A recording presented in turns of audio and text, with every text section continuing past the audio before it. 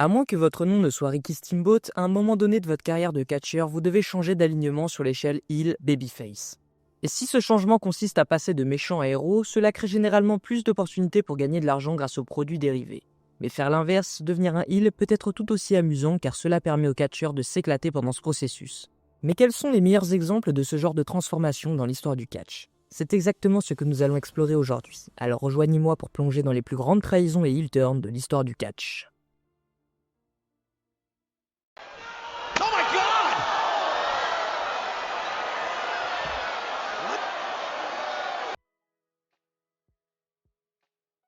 Bien sûr, si nous devons commencer quelque part, autant le faire avec un exemple marquant. Et peut-être qu'aucun heel turn est aussi célèbre dans toute l'histoire du catch que celui où Hulk Hogan a écrasé Randy Savage avec son Big Leg Drop pour former la NWO. En effet, ce moment a eu un impact extraordinaire, car pendant plus d'une décennie avant ça, le Hulkster était l'ultime babyface, quelqu'un d'une telle popularité qu'il a propulsé l'industrie du catch dans sa première grande période de boom et est devenu un véritable phénomène de la culture pop. Sérieusement, que vous regardiez le catch ou non, tout le monde savait qui était Hulk Hogan dans les années 80. Néanmoins, le problème, c'est qu'en arrivant dans les années 90, les fans commençaient à se lasser de ces pitreries, devenues trop répétitives et ennuyeuses. De plus, ces mêmes enfants qui étaient autrefois les Hulkamaniacs de Terry Bollea avaient grandi et cherchaient maintenant quelque chose de plus audacieux. Une réponse qu'ils allaient bientôt trouver avec des figures comme Stone Cold Steve Austin du côté de Raw. Mais avant que Stone Cold Steve Austin ne puisse réellement s'imposer, c'est la WCW qui allait allumer la mèche de cette deuxième grande période de boom. Quand après avoir été hué par les fans pendant plusieurs années dans cette promotion du Sud, il fut décidé pour le bien de Hulk Hogan que la meilleure chose à faire était de le transformer en heel. Certes, Hogan était hésitant à l'idée de changer son alignement au début, mais il a finalement été convaincu par Eric Bischoff, le patron de la WCW à l'époque, que c'était la meilleure décision à prendre. Et finalement, le 7 juillet 1996, lors de Bash at the Beach, Hogan est descendu sur le ring au cours d'un match opposant Kevin Nash et Scott Hall à Macho Man Randy Savage, Lex Luger et Sting. Là, il a choqué le monde entier en s'alliant aux envahisseurs heel. La réaction des fans fut immédiate et brutale. Les fans présents ont commencé à lancer des ordures sur le ring, exprimant leur indignation. Hogan, de son côté, a pris le micro pour leur dire de s'y faire. Mais pourquoi une telle réaction alors qu'il le huait déjà depuis un moment? En réalité, Hulkamania était comme ce jouet préféré de votre enfance. Bien que vous puissiez penser avoir grandi et ne plus en avoir besoin, le simple fait que vos parents le donnent à quelqu'un d'autre provoque un sentiment de manque. En voyant Hulk Hogan les rejeter, les fans ont soudainement réalisé à quel point il avait marqué leur enfance. Et cette colère et cette trahison ont permis à la WCW de dominer les audiences pendant 83 semaines consécutives face à leur concurrent direct, la WWF, alors que l'angle de la NWO devenait pendant un temps la meilleure storyline de toute l'industrie. Mais ce n'était pas la seule fois où Hogan était impliqué dans un heel turn emblématique, car dans d'autres cas, il se trouvait de l'autre côté en tant que babyface victime de la trahison. C'est exactement ce qui s'est passé en 1987 lorsqu'André le Géant a décidé de passer du côté obscur. Comme pour l'exemple précédent, ce heel turn a eu un tel impact parce qu'il allait à l'encontre de tout ce que les fans pensaient connaître. Pendant des années, André avait été vu comme une icône du bien, et ce revirement inattendu a bouleversé la perception des spectateurs. Quelqu'un qui serait toujours là pour eux, peu importe les circonstances, c'est ce que représentait André le Géant avant WrestleMania 3, une figure indéfectible pour les fans. Mais en se rendant compte que sa carrière approchait de la fin et qu'il n'avait jamais réussi à décrocher le titre de la WWF, le Français a décidé de se montrer impitoyable pour obtenir une dernière chance de remporter le précieux trophée. Ainsi, lors d'un segment où la WWF célébrait les 3 ans de règne de champion de Hulk Hogan, avec le soutien du président fictif de la WWF Jack Tunney, André a fait éruption avec Bobby Heenan à ses côtés. Il a confronté Hogan et lui annoncé que son temps était écoulé. Pour appuyer ses paroles, il a arraché la chaîne crucifix du cou du Hulkster, expliquant que ce dernier avait monopolisé la lumière trop longtemps et que désormais, c'était au tour d'André. Et vous connaissez la suite, les deux titans se sont affrontés au Pontiac Silverdome quelques mois plus tard devant une foule estimée à 93 000 spectateurs. Ce match restera gravé dans l'histoire, notamment pour le moment légendaire où Hogan a réussi à soulever et projeter André, une scène encore considérée par beaucoup comme la plus iconique de l'histoire du catch. Malheureusement pour le géant, il n'a pas réussi à remporter le titre ce soir-là. Toutefois, il obtiendra une brève consécration un an plus tard, ce qui lui permettra de cocher cet objectif de sa liste. Mais en ce qui concerne l'homme qui a ensuite détenu ce titre, même s'il aurait un run beaucoup plus long, il succombera lui aussi à trahir le leader de la Hulkamania. Et de qui parlons-nous? Eh bien cet homme n'est autre que Randy Savage. Ooh, yeah!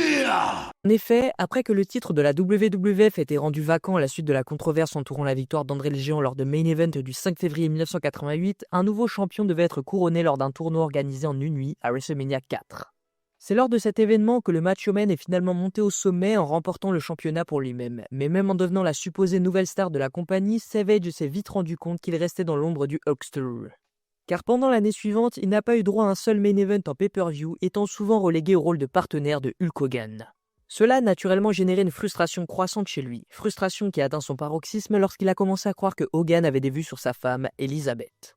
Ainsi, le 2 février 89, lors de Main Event 2, cette frustration a éclaté au grand jour. Savage a attaqué son partenaire et les Mega Powers sont officiellement explosés sous les yeux des fans.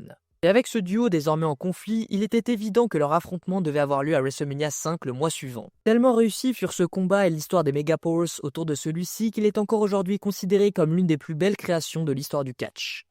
Bien sûr, cet angle est aussi mémorable grâce au heel turn emblématique de Savage, où il a accusé Hogan de lui avoir volé la vedette, ce que beaucoup jugeaient légitime, car le Hulkster avait toujours eu un côté heel déguisé. Cela dit, la justification de Savage pour devenir un heel n'était rien comparée à celle de notre prochain protagoniste, car après que Shawn Michaels ait simulé une blessure pour remporter un match au printemps 2008, ça a tellement irrité Chris Jericho qu'il n'a pas eu d'autre choix que de passer du côté obscur pour obtenir sa vengeance. Mais revenons un peu en arrière pour donner un peu de contexte. Après avoir mis un terme à la carrière de Ric Flair à WrestleMania 24, Shawn Michaels est devenu la cible de Batista, ancien allié et poulain de Flair. Cette rivalité entre les deux hommes a pris de l'ampleur jusqu'à nécessiter un arbitre spécial pour leur match à Backlash le 27 avril. Et cet arbitre n'était autre que Chris Jericho. En ce qui concerne Y2J, il n'avait pas de favori dans ce conflit. Tout ce qu'il voulait, c'était être impartial. Mais lorsque Michaels a simulé une blessure à la jambe pour obtenir l'avantage et la victoire ce soir-là, le premier champion à contester n'a pas compris pourquoi les fans continuaient à acclamer HBK malgré sa tricherie évidente. Il est donc facile de comprendre pourquoi le Canadien a décidé de rejeter les fans et de se transformer en un nouveau personnage, un homme qui refusait désormais de leur donner ce qu'ils voulaient. Cela signifiait la fin des entrées bruyantes et colorées ainsi que son style de promo extravagant. Désormais, elle portait un costume cravate, marchait calmement vers le ring et parlait d'une voix douce. Ce personnage était fortement inspiré à la fois par l'ancien champion du monde AWA Nick Bockwinkel et par le personnage d'Anton Chigurh dans le film No Country for Old Men. Mais bien que cette nouvelle approche était initialement conçue pour déplaire aux fans, elle s'est révélée être la meilleure chose que Jericho pouvait faire pour sa carrière. Car elle l'a totalement relancé et a fait de lui un véritable main eventer aux yeux de Vince McMahon pour la première fois. En plus de ça, la rivalité qu'il a ensuite eue avec Shawn Michaels était si bonne qu'elle reste à ce jour l'une des meilleures de tous les temps. En fait, si on voulait vraiment, on pourrait facilement argumenter que cette période représentait l'apogée de la carrière de Y2J. Bien sûr, maintenant du côté de l'AEW, Jericho aurait été à un moment donné sur le point d'entamer un nouveau programme majeur en devenant un représentant de l'élite dans une rivalité avec CM Punk. Mais heureusement, pour le meilleur et non le pire, on connaît la suite avec son départ de la compagnie et son retour inattendu à la WWE. Et selon les rumeurs de l'époque, cette rivalité entre ces deux légendes aurait vu Punk se ranger du côté des heels. Mais ce changement d'état d'esprit n'aurait pas été une nouveauté pour le natif de l'Illinois, puisqu'il excelle dans ce rôle depuis longtemps, notamment grâce à son heel turn légendaire en 2012 lorsqu'il a attaqué The Rock avec un GTS lors de Raw 1000. Mais pourquoi ce moment a-t-il été si marquant? Principalement parce qu'il est survenu au cœur de son légendaire règne de 434 jours en tant que champion de la WWE. En effet, ce règne étant si long, Punk a dû trouver un moyen de se renouveler pour rester pertinent. Et quel meilleur moyen de marquer un tournant que de trahir l'une des stars les plus populaires de tous les temps? Après tout, si vous voulez obtenir un impact maximum, peu importe ce que vous faites, vous vous adressez à quelqu'un qui a une aura évidente. Mais bien sûr, il ne s'agissait pas simplement de cibler une grande star, car juste avant de recevoir un go-to-sleep, The Rock avait annoncé son intention de défier le champion de la WWE au Royal Rumble de l'année suivante. Donc voyant en lui une menace potentielle pour son règne, le Second City Saint a décidé de prendre les devants en s'affirmant immédiatement avec un genou bien placé. Bien sûr, cela allait finir par se retourner contre lui car lors du Royal Rumble en janvier suivant, The Rock a mis fin au règne de Punk. Mais avant ça, cela lui a permis de se renouveler pendant les 6 mois qui ont suivi, durant lesquels il a pu affronter tout un éventail de challengers babyface tels que Ryback et John Cena. Et ça signifie également qu'une fois qu'il est revenu du côté des babyface à l'été 2013, les spectateurs du monde entier étaient plus qu'heureux de l'avoir à nouveau de leur côté car cela semblait à nouveau frais. Bien sûr, ça n'a pas été pour longtemps, car après ça, il est parti pour de bon, laissant un énorme vide dans la scène des main events. Heureusement, ce vide a été comblé par le Shield, une faction qui a dominé pendant un temps, jusqu'à ce que Seth Rollins, dans un moment choquant, décide de trahir ses frères d'armes et de briser le groupe, devenant ainsi l'un des heels les plus redoutés de cette époque. En effet, entre 2012 et 2014, peu de groupes dans le monde du catch étaient aussi populaires que le Shield, surnommés les chiens de la justice. Qu'ils soient heel ou face, Roman Reigns, Dean Ambrose et Seth Rollins étaient constamment présentés comme une force dominante. Grâce à cette aura, les 3 membres ont rapidement été perçus par les fans comme des stars en devenir. Cependant, tout le monde savait que leur séparation était inévitable, car la WWE avait clairement des plans pour faire de Reigns leur prochaine grande star en solo. La seule question était quand cela se produirait et qui déclencherait cette rupture. Et la réponse est arrivée lors de l'épisode de Raw du 2 juin 2014 où Seth Rollins, l'architecte, a brisé le cœur des fans en attaquant ses coéquipiers avec une chaise en acier. Pourquoi a-t-il fait ça? Eh bien, Rollins voyait une opportunité de progresser individuellement en rejoignant l'autorité, le groupe dirigé par Triple H, considérant qu'il n'avait plus besoin de ses vieux amis. Mais même si cette décision a été vivement critiquée par les fans, il est indéniable qu'elle a porté ses fruits car dès les mois suivants, Rollins remportait la mallette Money in the Bank qu'il encaisserait lors du main event de WrestleMania 31 en mars 2015 pour devenir champion de la WWE. Donc pour cette seule raison, ce heel turn figure parmi les plus réussis de l'histoire. Néanmoins, ça n'a pas diminué la douleur de perdre l'une des meilleures factions de tous les temps. Bien que le Shield se soit reformé à plusieurs reprises, l'alchimie et la magie de leur début n'ont jamais été totalement retrouvées. Mais finalement, leur mission initiale avait été accomplie, faire des trois membres des stars majeures. Aujourd'hui, chacun d'eux est au sommet de l'industrie, même si Dean Ambrose a repris son ancien nom Jon Moxley et brille désormais à l'AEW. Et Moxley n'est pas le seul ancien de la WWE à prospérer à Jacksonville, car son ancien coéquipier du Blackpool Combat Club, Bryan Danielson, y connaît également une carrière remarquable. Pourtant, avant de rejoindre l'AEW, Danielson avait marqué les esprits à la WWE avec un run mémorable en 2018 lorsqu'il a introduit le nouveau Daniel Bryan. Ce heel turn fin 2018 a été particulièrement marquant, car seulement quelques mois auparavant, l'American Dragon avait effectué un retour triomphal après une blessure à la tête censée mettre fin à sa carrière. De retour, il était instantanément redevenu l'un des babyface les plus aimés de l'histoire récente. À l'époque, il était presque impossible de trouver une superstar aussi connectée aux foules que lui, à part peut-être des légendes comme Mick Foley ou Eddie Guerrero. Et c'est pourquoi son passage du côté obscur le 18 novembre 2018 lors d'un épisode de SmackDown a été si mémorable. Ce soir-là, Bryan a trahi AJ Styles, remportant le titre de la WWE et choquant les mêmes fans qui quelques mois plus tôt avaient fait entendre leur voix à WrestleMania pour lui. Certes, on aurait pu trouver le heel turn de Bryan en 2018 déconcertant, tant il semblait encore avoir de la marge en tant que babyface principal. Mais en fin de compte, ce choix s'est avéré être un coup de génie. Le nouveau Daniel Bryan est rapidement devenu l'un des personnages les plus divertissants du roster de la WWE.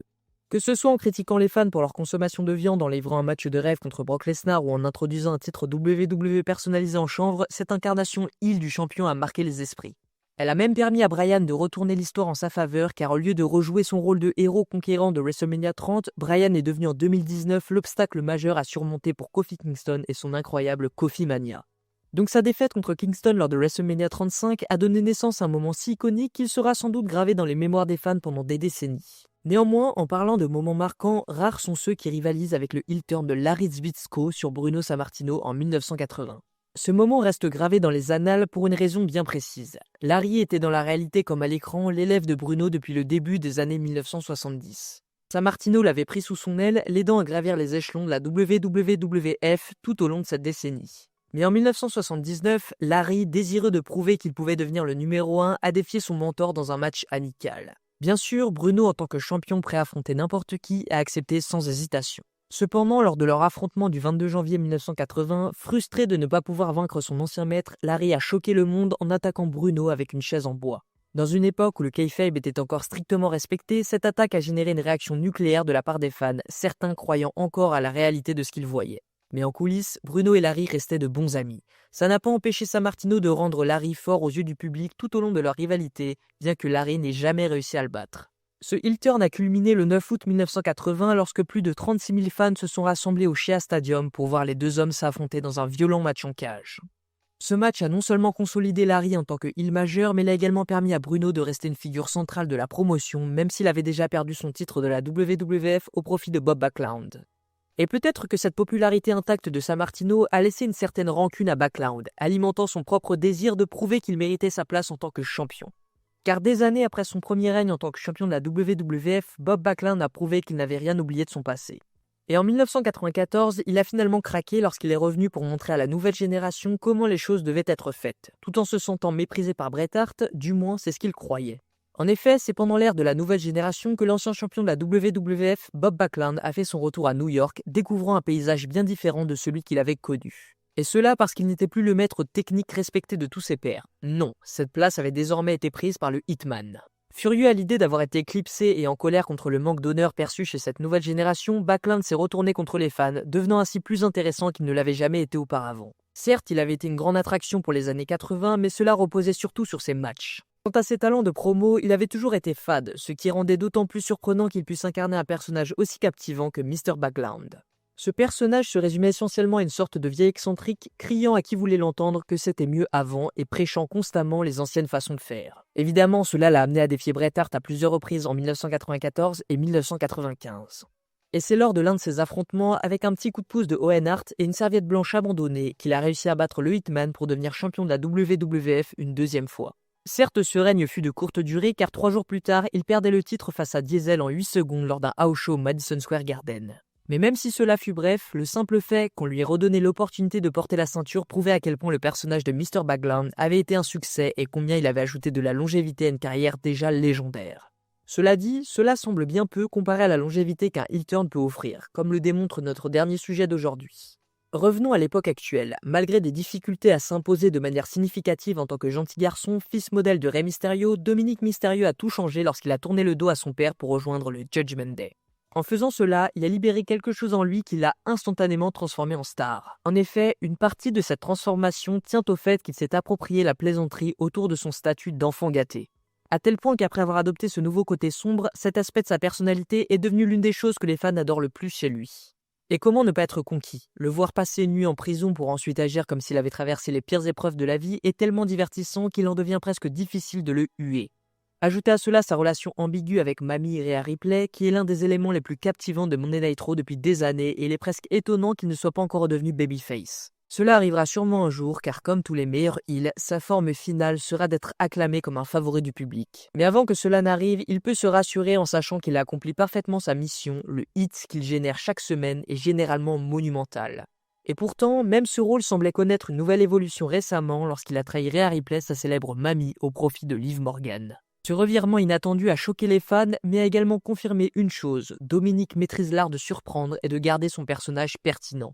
En tournant le dos à celle qu'il avait soutenue depuis son heel turn, il s'est encore davantage ancré comme l'un des heels les plus détestés de l'époque actuelle.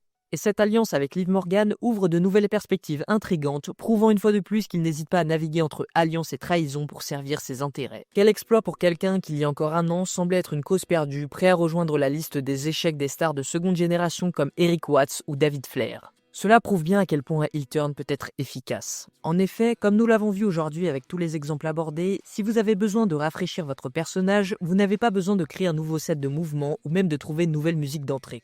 Car en réalité, il vous suffit de puiser dans votre côté sombre et le reste suivra son cours. Et voilà les gars, la vidéo est terminée. N'hésitez pas à me dire si elle vous a plu en commentaire, à liker et partager, c'est très important. Et d'ici là, je vous dis à la prochaine pour une autre histoire. C'était Vince et encore une fois, merci à tous.